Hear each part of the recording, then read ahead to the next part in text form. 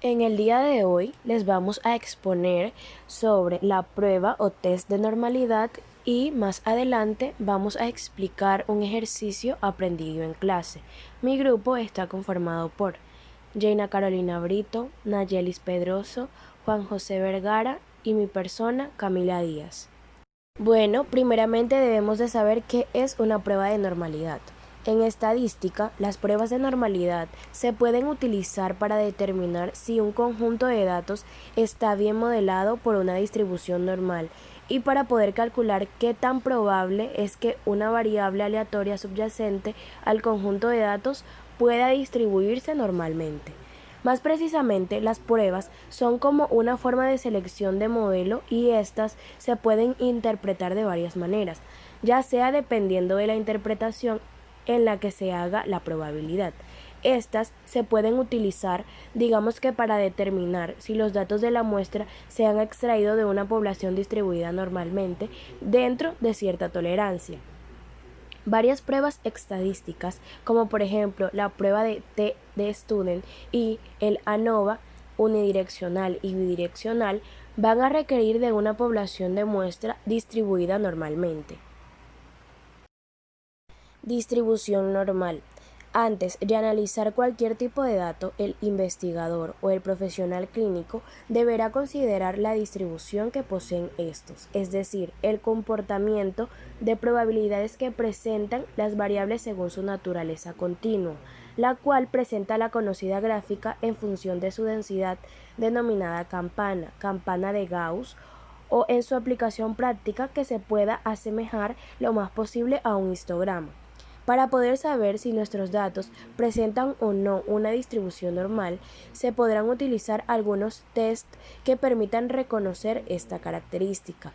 No obstante, 5 son los pasos previos que se deben considerar antes de hacer cualquier análisis. Lo primero es conocer la naturaleza de las variables de estudio, es decir, si estas son cualitativas, ya sean nominales o ordinales, o cuantitativas, ya sean discretas y continuas. Lo segundo es conocer cuántos valores presentan la variable de interés, ya que ésta puede permitir decidir qué prueba se debe seleccionar con mayor precisión. El tercer punto es que los tests van a entregar un valor y que luego se debe confirmar con métodos gráficos. El cuarto punto es que el valor entregado va a permitir saber la posterior utilización de pruebas para el análisis de los datos, clasificándolas en parámetros con distribución normal o pruebas no paramétricas sin distribución normal. Y el último paso es el quinto, que acá se explica que el valor de la normalidad pudiera ser susceptible al tamaño de la muestra, teniendo siempre presente que grandes tamaños muestrales permitan mayores probabilidades pues que de poseer una distribución normal de los datos. Mi nombre es Jaina Brito y yo les voy a hablar sobre los tipos de prueba de normalidad. Los siguientes son tipos de prueba de normalidad que se pueden utilizar para evaluar lo que es la normalidad, valga la redundancia. Existe la prueba de normalidad de Anderson y Darling, la prueba de normalidad de Ryan y Joyner y la prueba de normalidad de Kolmogorov y Smirnov. La prueba de Anderson y Darling es una prueba que compara la función de distribución acumulada empírica de los datos de la muestra con la distribución esperada si los datos fueran normales. Si la diferencia observada es adecuadamente grande, pues usted rechazará la hipótesis nula de normalidad de la población. El diagnóstico de Anderson y Darling mide que también siguen los datos una distribución específica para un conjunto de datos de distribución en particular. Mientras mejor se ajuste la distribución a los datos, menor será este estadístico. Por ejemplo, usted puede utilizar el estadístico de Anderson y Darling para determinar si los datos cumplen el puesto de normalidad para una prueba T. La hipótesis para la prueba de Anderson y Darling son que H sub O es de que los datos siguen una distribución específica y H sub 1 es que los datos no siguen una distribución específica. Se utiliza el valor P correspondiente si está disponible. para probar si los datos provienen de la distribución elegida, si el valor P es menor que un nivel de significancia elegido, por lo general es de 0,05 o 0,10.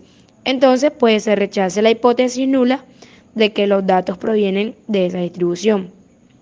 Minitab, pues no siempre muestra un valor P para la prueba de Anderson y Darling, porque este no existe matemáticamente para ciertos casos.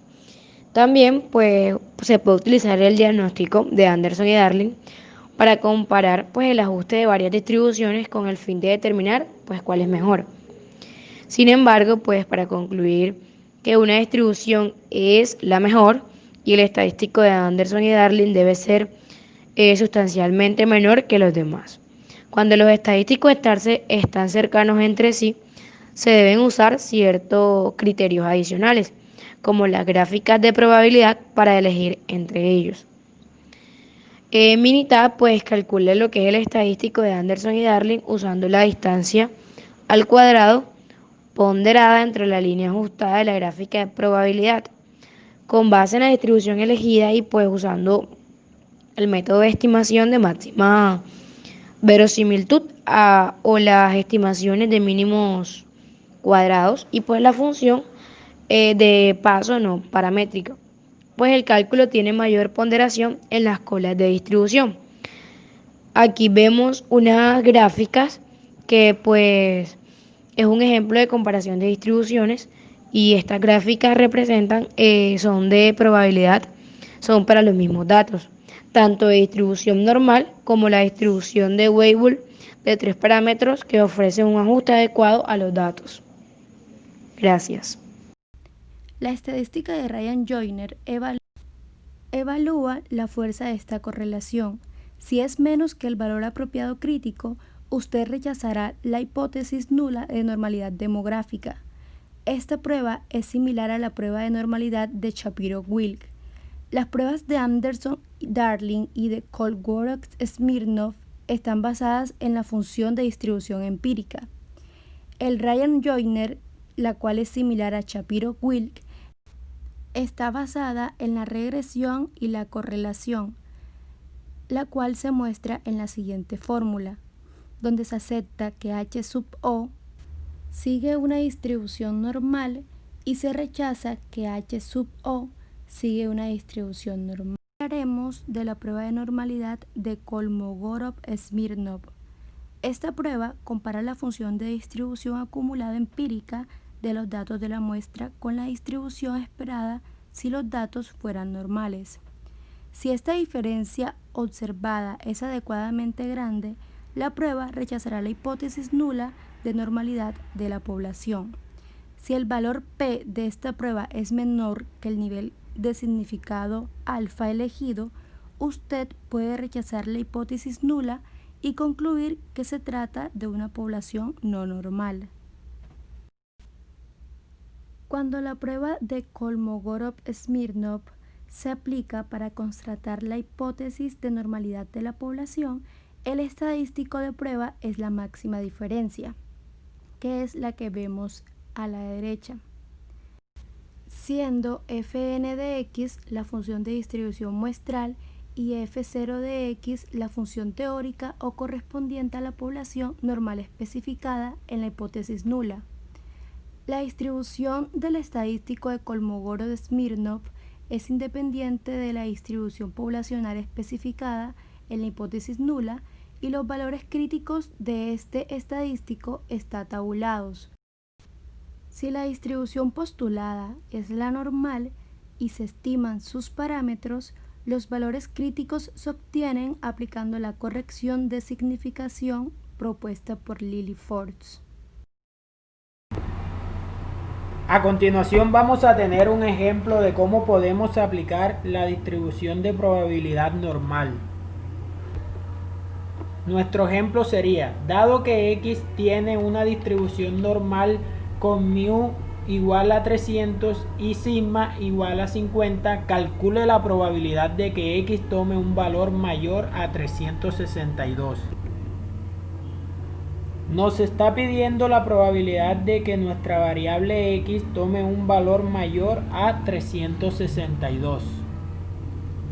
Eso significa que nos está pidiendo una cola a derecha. Entonces tenemos nuestra distribución normal. Y vamos a tener que mu, el valor mayor, es de 300, entonces 362 se ubica a este lado. Nos pide la probabilidad de que nuestra variable aleatoria pueda estar en este valor.